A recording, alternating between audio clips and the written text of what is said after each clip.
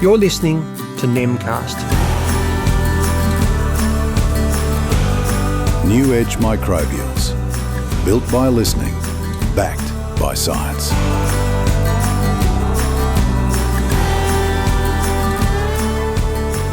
Hello and welcome to NEMcast. It's great to be launching the show, and what better time and place to be doing it than at Hort Connections. NEM is built by listening, and this is the perfect place to be doing that as we talk to a lot of new friends that we've made and some familiar faces.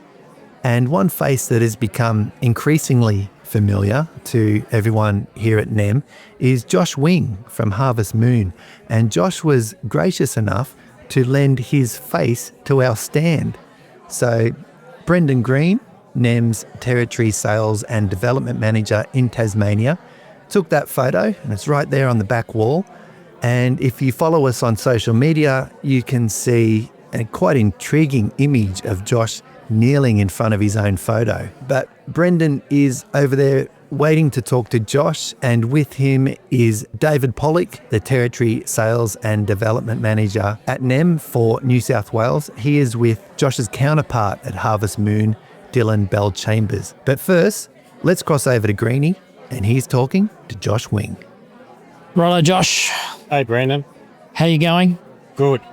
We're coming to you live from downtown Adelaide, the Hort Connections conference. What are you doing here, Josh? I'm here to check out all the new products that are on the market, especially all these cracking biologicals. So who's your favourite biological company? I'd have to be NEM, Brendan. That is good to know. Yeah. And what is the product that you had a serious look at? So what we're using is Rise Start. Outstanding, especially on transplants. And value for money per hectare, absolutely. And the biggest feature of the product? What are you actually seeing in the way of root system benefits?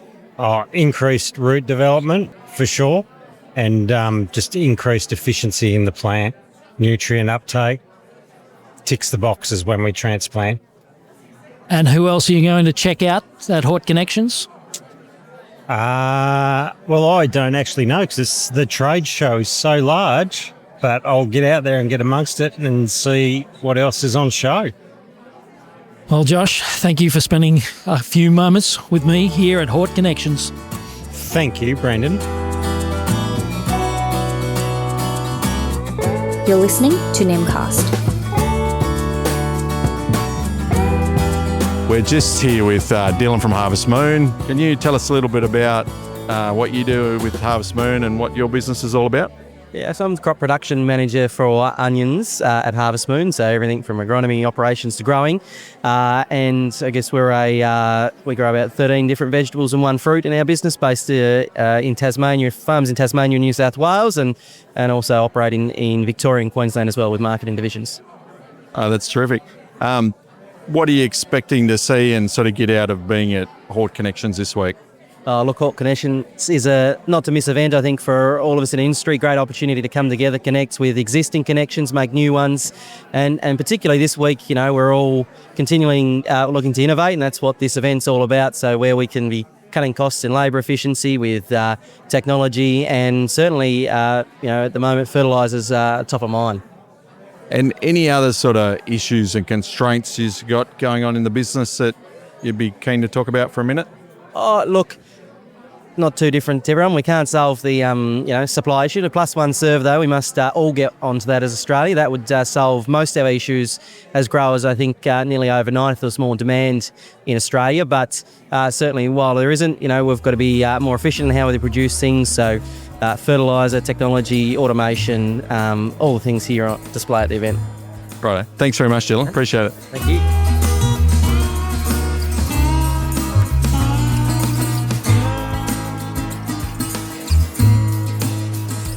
Alison Jones is part of her family business at Wandon Valley Farms, and she's also the chair of Cherry Growers Australia. And she's with Tom Frost right now, NEM's Territory Sales and Development Manager from Western Australia and South Australia. and he's talking with Alison. Tom's the hard-hitting reporter. Okay. The youth of today. Look, welcome to Hort Connections in 2026. Thank you for stopping by the NEM site. Please introduce yourself. What's happening in your world? Yeah, my name's Alison Jones. I am chair of Cherry Growers Australia and work with Wandon Valley Farms, our family business. So happy to be here at Hort Connections. It's a great show. It's Australia's version of Asia Fruit Logistica, and it's definitely a great place for networking and finding out what's new. People have asked me, what are you looking for? I said, well, I've got no idea what I'm looking for. I just want to stay up to date and find out what's current and innovative, and this, what better place to come to? That's great to hear. What would you say is the biggest challenge that the cherry industry is seeing at the moment? Labour costs is reasonably much of a concern. Fruit fly is another concern. And just keeping export options open. So we just got to keep on our toes and keep doing what we're doing. What would you say it takes to grow a good cherry? We've got to have chill. We're counting the chill at the moment, and it's been a bit warm for that, but winter will kick in and we'll get those chillier nights, which will help. And you need to have good pollination, and you need to have sunshine, and during harvest, no rain. Or little rain. I shouldn't say no rain, but yeah, not consistent rain. Is there anything that you like to see here during the Hort Week? Anything that you're looking for or excited to see? I love the people connection. Yeah, it's the interaction with other people that are in the industry, are passionate about what they're doing, and work with the land and making great outcomes. So that's the highlight for me. Great. And lastly, what do you love about agriculture? The people. Yeah. People in agriculture are genuine, passionate, enthusiastic and resilient. So, I think we are really fortunate to work in a really dynamic, sustainable industry. We're dealing with a product that everybody needs to consume, and we all need to be consuming more. Take some pressure off the health system, and nothing like a good dose of fruit and veggies to keep the doctor away. Yeah. Sounds good to me. Thank you for your time. You're listening to NEMcast.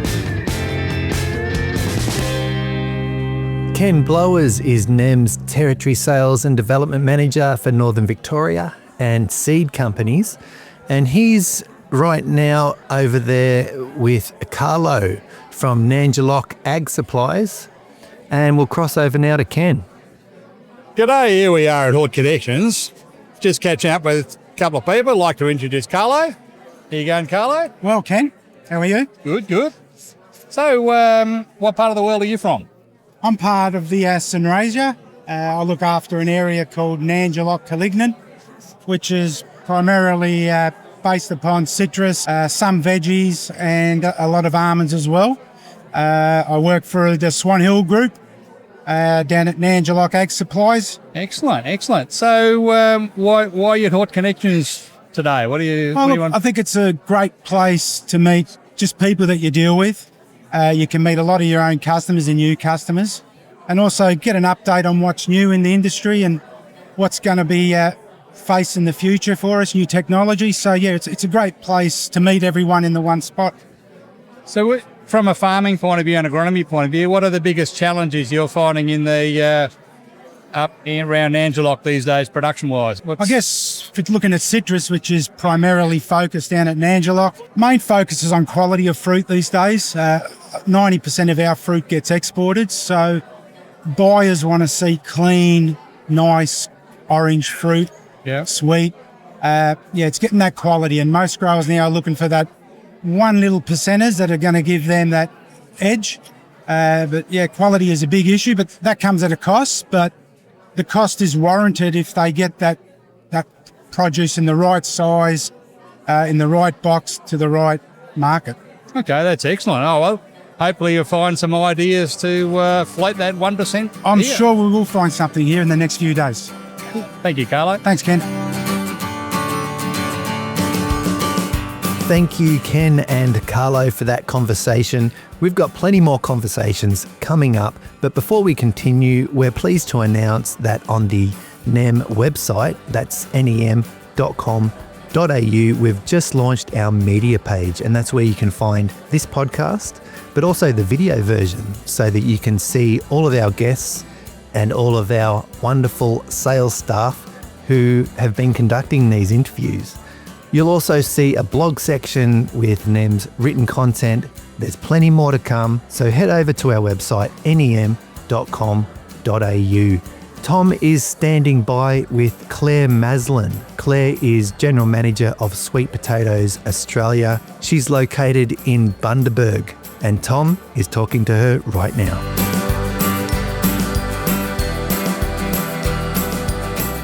Yep, why are you here? Tell me who you are and what's trying to see at Hort Connections 2026. Awesome. Yeah, my name's Claire Maslin. I'm a General Manager at Sweet Potatoes Australia. We're based up in Bundaberg, Queensland. Come every year. Hort Connections for me is like it's the perfect place to meet everybody that you need to see. So all of our retail customers, all of our major buyers, together with packaging suppliers, really everybody that I need to see in the industry's here. So, yeah. Awesome. What's we're most excited to see this year? Is there anything in particular that you're looking for, that perhaps your growers are interested in finding out more? Yeah, look, the growers, how our business works, I run the sort of front-end sales logistics planning piece. We're actually designing a new packaging area at the moment, so we've got a couple of people to meet with here around that. That's pretty exciting. That'll allow us to supply more product to retail. But really just my main buyers in Coles, Woolworths and the other majors, yeah. What were some of the biggest challenges that growers are seeing this year? Obviously, we've seen fertiliser and fuel increases. Anything in particular that you guys are seeing? Oh, look, I think across the board, I think fertiliser, fuel, we're based up in Bundaberg, so we've got big challenges, especially getting stock out to places like WA.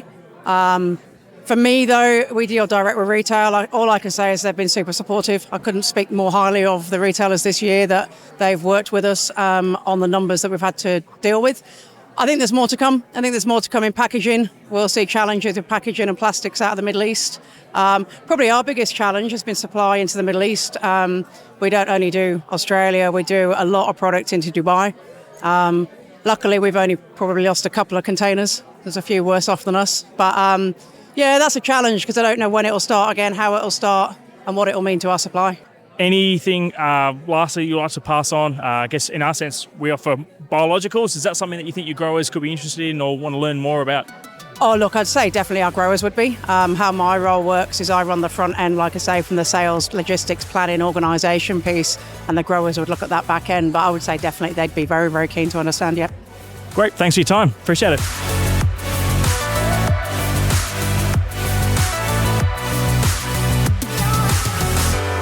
David Pollock caught up with Brad Thompson, and he's from Nutrien, WA. How are you, Brad? G'day, mate. How are you? Pretty good. Tell me, what do you expect to get out of being at Hort Connections next couple of days? Hort Connections is probably the flagship of horticulture events, particularly for me. It's a good opportunity to network not only with key suppliers who we recognise in awards in the coming days, but I get to see and meet a lot of suppliers that generally would have to fly all the way to WA to see me. So in 3 days I can spend in this room will probably save guys a lot of money of coming over, but I can actually spend a bit of time with them, have a look at their displays and that. So it's a good opportunity for me to engage, set micro meetings about, hey, what we want to achieve, because we've all been in the industry for long enough. And then, we can then set, further meetings after today. But opportunity, and then we can also celebrate and have a drink later on. So it's a really good, it's a pinnacle. If you're not here, well, you're not really in horticulture. You're in Hort or you're not, so you can't be half pregnant about it. So and we're in. No, appreciate it, Brad. Tell me about some of the constraints and issues you guys are having in WA in terms of some of your horticultural crops. Look, like always, we got generational change, and growers not truly understanding, rotating chemistry. We've got chili thrip is a major issue. We've got weather change, it's changing, programs every single year. So one of the biggest constraints is just knowledge and getting that through to the growers and getting them to understand what it takes to actually bring a new molecule to market, the cost of doing so. And it's immense, and we can't afford for them to be silly about how they're actually using it. So rotation and that stewardship is really critical. That's been the biggest issue.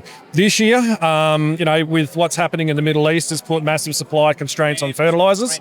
And so growers are having to be really quite resilient about how they're doing things and getting their prices under control, and they need to know, where's their break even. So we're having to stay even closer to our growers now more than ever. This is COVID 2.0. Yeah. In some cases, it's actually worse. Yeah. No, well, thank you for catching up with us. I appreciate your time. No worries. All the best. Have a good... You're listening to NEMcast. Food Bank Australia is a wonderful charity that feeds underprivileged Australians, and it's become very valuable during the current economic times. The cost of living pressures are hitting a lot of Aussies out there, and it provides an opportunity for the horticultural sector to really get involved and help out Aussies that are doing it tough. Tom has made his way over to the Food Bank stand, and he's talking with James Trickey. Thanks, James. It's great to be here at the 2026 Hort Connections. Tell us about yourself and what's happening here at Food Bank. Thanks, Tom. I'm from Food Bank Australia, so we work with many charities and schools throughout Australia and distribute into them anything from, in the agriculture sector, anything that doesn't meet spec for the retailers or other markets. We'll move that through our network and distribute and feed a lot of Aussies around the country. So we actually feed 1 million Aussies per month. And obviously you were relying on donations from growers and, food groups. Tell us a little bit about that process and anyone that may have, leftovers that they can supply to Food Bank.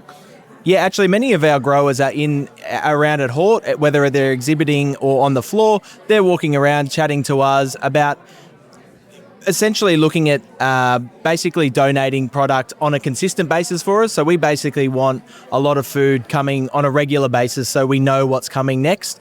So the likes of Matolo, Zarella, Perfection Fresh, Premier Fresh, all will give us a committed donation throughout the months ahead so we know what's sort of coming. And it helps us forecast what to distribute that month. Thanks for that. And obviously families now are feeling the pinch at the moment, cost of living and everything else. Are you seeing there's a greater demand for Food Bank? Yeah, definitely. At the moment, in certain states more than others, but you see it, more and more people coming through the door. Every interest rate hike really means a lot more people are having to come into use our service. So we're after obviously more fruit and veg coming through our network to feed a lot of nutritious food to our network as well. And now how can people find out more? If you're a grower that you haven't donated before, tell us a little bit about the process and find out more. Yeah, you can reach out to myself. I run our national accounts. We also have a team in each of the states, so you can reach out to them. All our information's on our website, foodbank.org.au. You can also reach out to myself, James Trickey, and I can direct you in the right way from there on. Awesome. Thanks so much for your time. Appreciate it. Thank you. We're going to cross back over now to Brendan Green. He's got Matt Devine with him from Liquid Systems, and they're going to discuss how NEM's products work hand in hand with their services. Matt, how are you finding Hort Connections this year?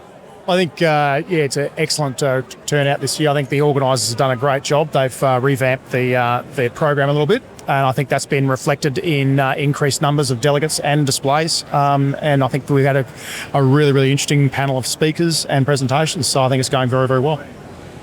Well, that is great. And look, Hort is very, very important to us because of our association with Lullamont. But where you've actually got a bit of a relationship with New Edge Microbials is in the rhizobia space and in the broadacre side of things. Yeah, we do a lot of work in the broadacre business. We're probably better known for that. We also do work in the Hort side of things. I guess where we've been able to be particularly successful is in delivery of microbes in a very, very gentle and but accurate basis. We're the only manufacturer in the market that uses the style of pump we do, which is a piston diaphragm pump. And the reason that has some importance is that piston diaphragm pumps are much more gentle on microbial products, but also give excellent performance in terms of flow rates across the spectrum of RPM. Look, liquid injection is so easy, and it's literally more accurate than a lot of other ways of applying rhizobia. What's the trend in the liquid injection side of things? It's sort of on the increase across the country. It's interesting. So one of the biggest learnings that I had when I joined the company was by being able to liquid inject the rhizobia, it means the rhizobia is not only being treated not only on the seed, but also through the root zone as well, because we're treating the whole furrow, not just the seed. The second thing I learnt was, and it kind of makes sense when you think about how we traditionally have applied our rhizobia on the seed and then stick it in an air seeder box for 6 or 7 hours, make it nice and hot, and then hopefully it doesn't clog as it goes through the air seeder. And by the time it gets to the furrow, we still hope that some of those rhizobia are still alive. The fact that they are amazes me.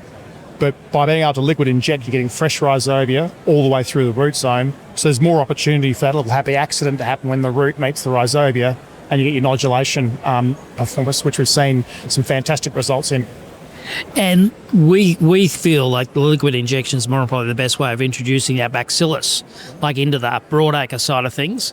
There's a lot of growers this year that have actually taken up the opportunity to actually use our start product in conjunction with the rhizobia. The liquid injection side of things for other products in that space, like have you found there's other products potentially or opportunities there?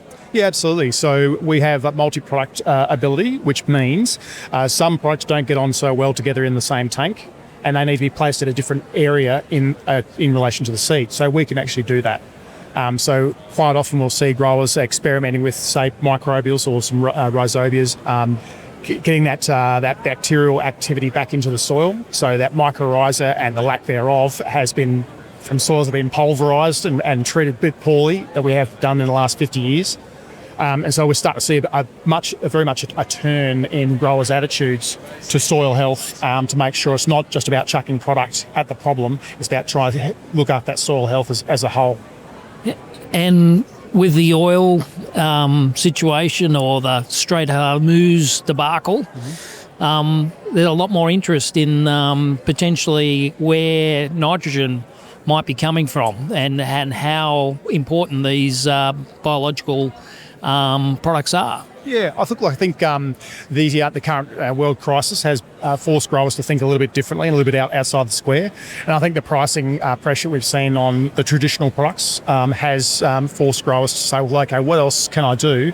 And can I apply my products more accurately by using a different method rather than, say, a traditional granular, which we would compare to using a shotgun, whereas we want to use a rifle and make sure we put it exactly where it needs to be. And we've got a lot of our case studies outline our growers have been able to grow a lot more with less. And also then you incorporate, as I said, the total soil health package by saying it's not just your NPK argument, it's the whole soil health. And so growers are starting to think a little bit better about the microbial activity, some of the trace elements and that kind of stuff. So we're seeing a lot of that. Whilst we're not agronomists, we don't make agronomic recommendations, that's what we see our growers using our products to apply.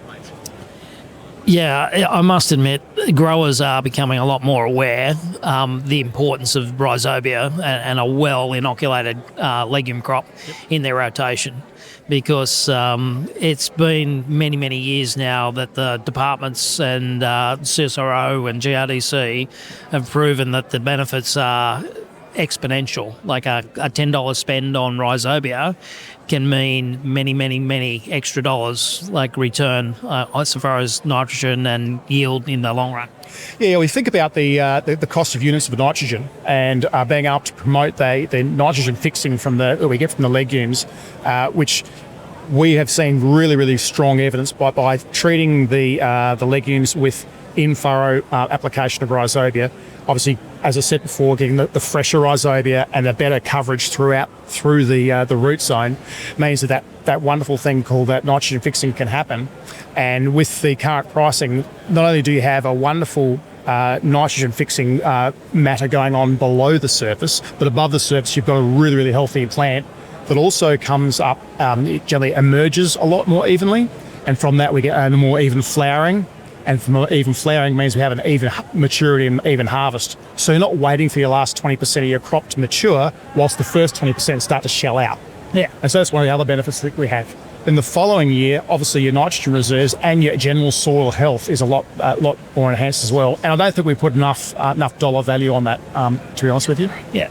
And look, I must admit, anything and everything I've ever had to do with equipment over the years, liquid injection has always been up there with a quality aspect, and that's who we want to align ourselves with, is companies that are actually helping us deliver our product in a really precision, precise, accurate sort of a way.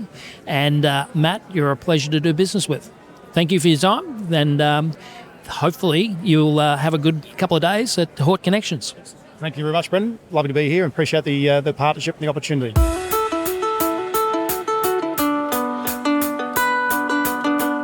Tom Frost has Mayella Henke with him from the family business, Southern Cross Potatoes. Mayella's from Mount Gambier. Let's cross over now to Tom. Okay, thanks for joining us. Please tell us about yourself. Who are you and where do you come from? My name is Mayella Henke. I live near Mount Gambier and we grow potatoes on our farm, and I'm studying a Bachelor of Agriculture and Bachelor of Business at the University of New England. Awesome. What brings you to Hort Connections? What are you hoping to learn and see here? I want to learn about the new innovations and the new products, and if I learn anything interesting and helpful, I will tell Dad, and we might be able to experiment with it on farm. Great. Is there anything that's caught your eye so far? Anything that like, oh look, I'd like to dive a little more on this one? I was interested by the weeders that spray only the plant or everything except the plant. That seems interesting, especially for helping prevent chemical resistance in weeds. And these products also sound interesting by helping reduce stress, especially in heat waves. Yep. So I'm excited to learn more. That's awesome. You mentioned, obviously, you're studying at the moment, I guess, things like stimulants, bio-stimulants, and that space. You're obviously learning a bit more about that now than probably maybe your dad did when he was growing up. Oh, well, it's good to learn more. Yep. But yes, I'm excited. What are some of the challenges that you're seeing on farm? Particularly, obviously, you mentioned potatoes. What are some of those challenges that you're seeing today? Sometimes over summer, if we're irrigating, chlorides build up in the soil, and that can kill the potatoes earlier than we'd like. That's one challenge. So if I see anything related to that, I'll be very interested. Awesome. Well, thanks so much for your time. Appreciate it. And we'll hope to see you soon. Thank you. You're listening to NEMcast. Great discussion there with Mayella and Tom. And I believe what Mayella was referring to was Eco Robotics, who are an ultra-high precision spot sprayer. They use AI to pinpoint those areas and tell the difference between a plant and a weed. There's a lot of discussion here at Hort Connection about AI, and it's becoming quite prevalent in horticulture, it would seem. And from the people we're talking to, they're not using AI as to replace anything. They're using it as a tool to complement what they already offer. Now, there's a lot of talk about AI bringing about destruction and terrible things like the Terminator, but it is being put to good use. So let's cross over to Tom now and see what Eco Robotics are doing with AI. Hello, Alex. Thanks for your time, mate. Tell us what's happening here. What are you excited about, and what you're all about? Yeah, g'day. Thanks, Tom. My name's Alex Smith. I'm from Eco Robotics. We're a Switzerland-based company who have just launched here in Australia and New Zealand a little under 12 months ago. Basically what we are is we're a ultra high precision spot sprayer. So we use AI and the power of that to detect a plant, and we will train an algorithm to say what is a plant and what's a weed, and then we have the ability to separate and spray the weed, or even potentially add a foliar fertilizer to the plant itself and not anything else.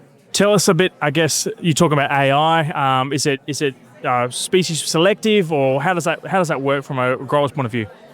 Yeah, so basically with the AI, we will go and, let's use onions for an example, we will go and capture onion images or context in pictures from around the world. So then we know what an onion looks like all the way through its different growth stages. And then after that, we build a commercial algorithm that's for sale across the world. And then with that, you can then have the ability to spray in that crop a monocot or a diacot or all weeds, or as I said before, turn around and spray a pesticide or a foliar fertilizer on just the crop itself. So AI is really just helping improve our chemical use and our plant treatments by really reducing the amount of chemical and herbicide we're using. It improves overall plant health, which then of course leads to yield. We're basically a company that was founded by people in the vegetable industry wanting to take away wanting to fix some of the challenges that the industry faced, whether that be chemical use, manual labour, poor plant health, things like that. So this machine addresses all of those factors. Great. So you got obviously reduction in your chemical load, possibly some MRL benefits of that over time? Yeah, correct. So, I mean, we have studies out there. It's up to 95% chemical reduction over your plants or over your whole crop. So that's a significant saving. Obviously, then you're not having the residue effect on the plant itself. So your plant is growing every day of its life rather than being suppressed for a period of time after being sprayed. So your plant health then improves, your soil health improves. But with that plant health, obviously, then you see benefit in yield. So it's just a real good flow-on effect, and it's, environmentally friendly as well, which everyone's starting to lean towards. And I guess, cost of it as well, right? Chemicals, fuel, everything's gone up. Got to be efficient about what we do. Does this have broadacre applications as well? Yeah, look, I mean, we went into the horticulture market to start. We have now just released a turf model unit, and broadacre / row crop will be the next market we go to look at chasing. So, yeah, look, it's something that's, I think, transferable across anything that needs to be sprayed. And, look, it's really exciting to see where it's going to be. Thanks for your time, mate. This is awesome. Thank you. Dave Pollock has headed over to talk to Darren O'Flynn from OFI Weigh and Inspection Solutions. And then after that, we've got Tom, who's talking to Val from Result Group, and they're going to hit some fruit and veg with some laser beams.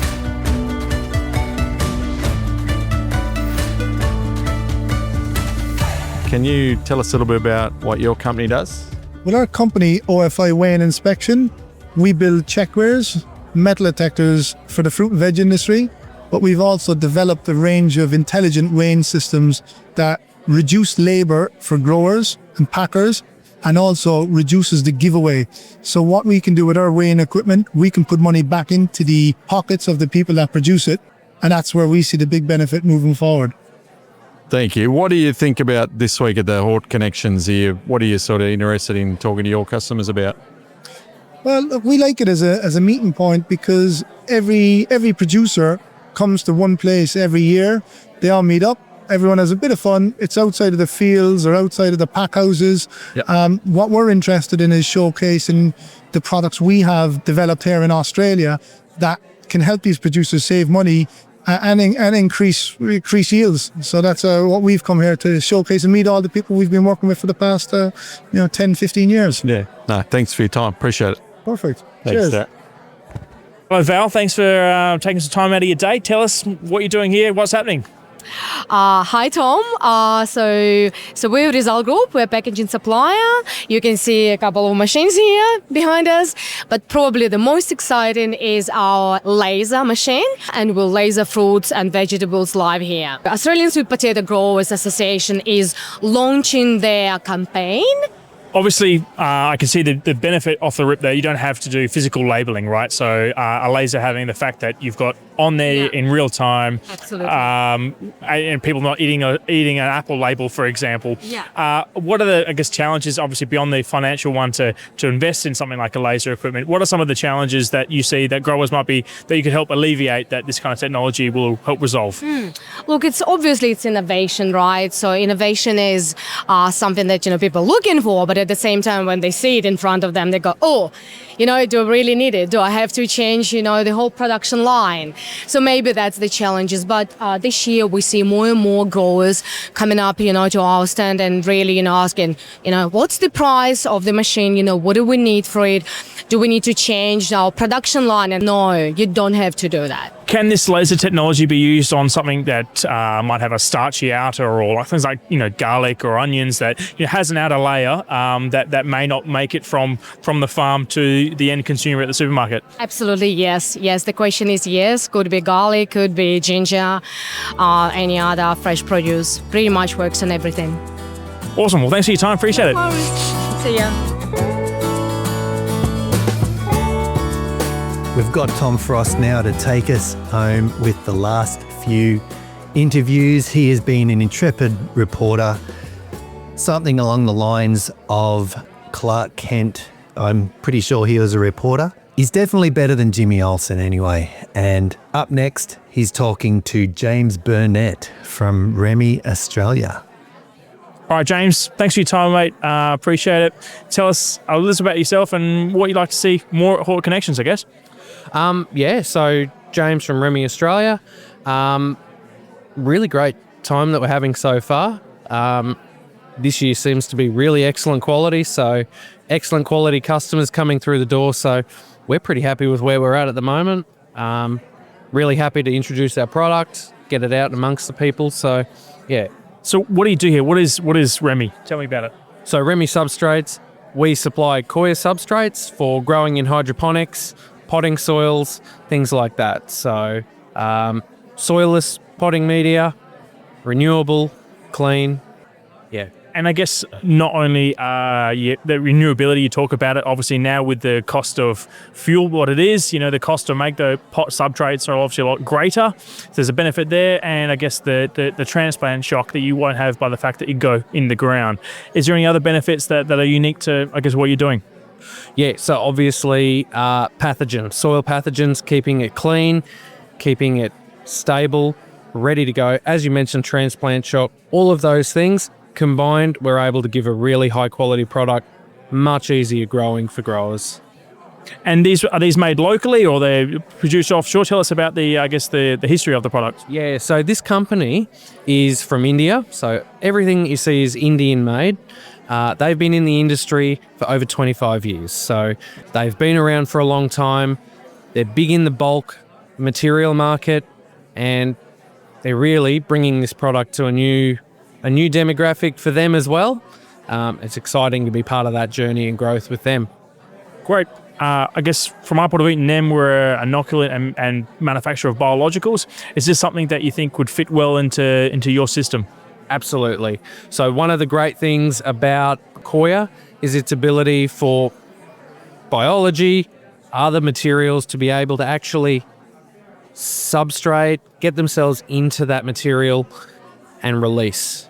So do the work that they need to do as a biological. Our coir substrates give it a really nice base to be able to work.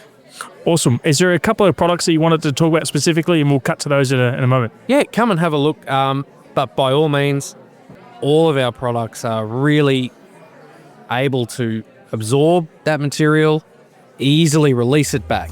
And that's what it's about. Root zones, it's all about being able to give back when the plant needs it. And that's what these substrates are able to do. Awesome. Thanks for your time. Appreciate it, mate. Thanks, mate.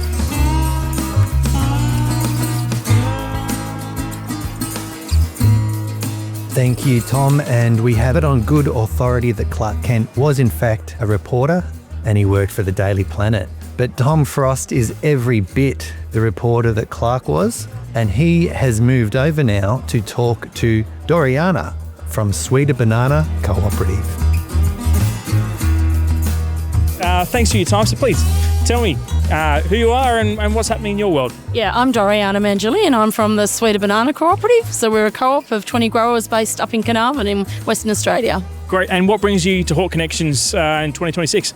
Probably mostly the networking, catching up with everyone else in the industry, seeing what's new.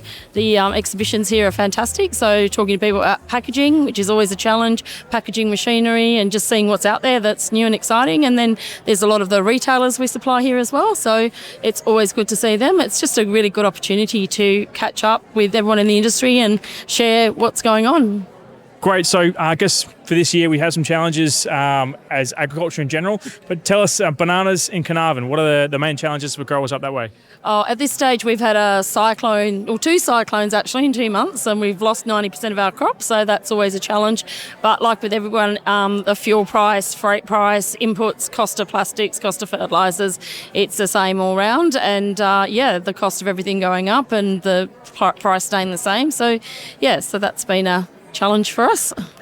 And I guess it tends to be agriculture in general, right? So is there anything, I guess, you hope to learn or gain while at Hort Connections to help kind of manage some of those, I guess, you can't control a cyclone, but anything you hope to gain from today?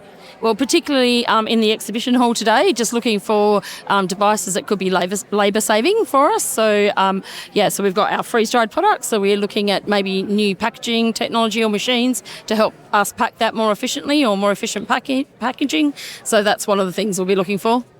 And I guess, obviously, it's the diversification. You've got a freeze-dried from perhaps maybe byproducts or smaller undersize.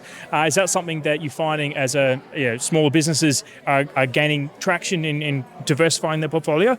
Yeah, I think it's essential. There's such a lot of waste in horticulture, product that's perfectly good to eat but not suitable for retail sale. So trying to find a home for that. It's an environmental, it's a social issue, and also an economic one for growers. You've grown it, you've harvested, you've put all the inputs in, so we're trying to get that return at the end. So evaluating and expanding. And at this time, it's been really good for us because we've been able to employ our staff in something other than fresh produce packing and just keep them online while we've got virtually no bananas. So. Can you recommend anyone that has a small business or a horticultural produce that would like to, I guess, value add to their own? Any recommendations?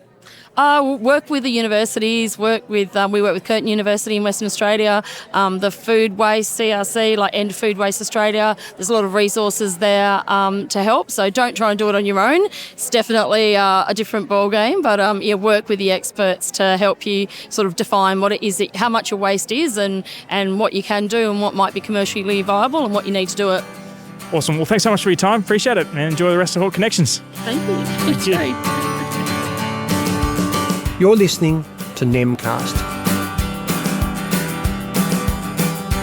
And we're just about to round out the show. Tom has got one more interview up his sleeve, and that's with an old friend, I believe, from Western Australia, Sophie De Meyer, and she is from Meldid. Okay, it's great to see you again, Sophie. Tell us what you're doing here and what's happening. Hi, Tom. Hort Connections, really great to be here. Our focus is really on biologicals and seeing what's moving in horticulture from a biological perspective, the uptake of it, for us also to promote the Fertiliser Australia Code of Practice, really around labelling and the reliability of biologicals going into agriculture. That's our focus to be here. What are some of the challenges that you think are affecting uptake, and what's your confidence in that, I guess, going forward? I think the industry is really banding together to make sure that the right products are getting to the market, reliable products are getting to the market, and that testing is done to prove that reliability.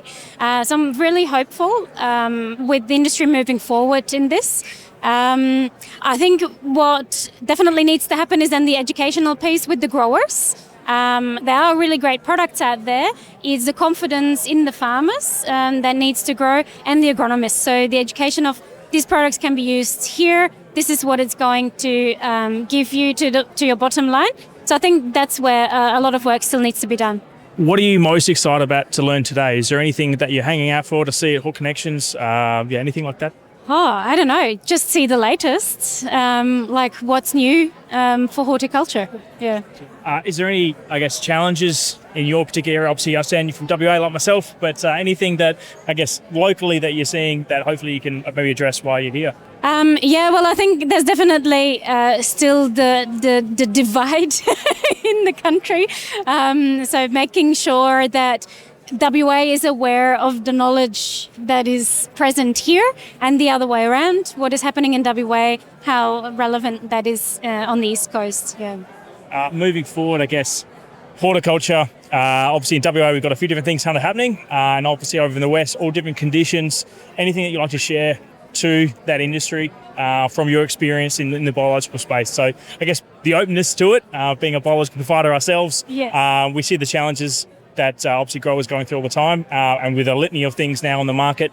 Any feedback or any suggestions that you have to those growers to adopting a biological? I think you just need to try it. So obviously looking at local trial data will give you an indication on how well a particular product might be working on your farm, but the best test is to try it yourself. Yeah, to see it on your own conditions and your own management practices. I think that's the best way of doing it. Thanks so much for your time, Sophie. Appreciate it. Thank you. Some great work there from Tom and the rest of the fellas, Brendan, Dave and Ken, who have all contributed very greatly to this production. Some very good reporting, excellent conversations and a great time here at Hort Connections. We're looking forward to next year already. We've spoken to some wonderful people and as we say, we're built by listening. Stay tuned for coming episodes. We're going to have some great conversations and we'll see you then. New Edge Microbials. Built by listening. Backed by science.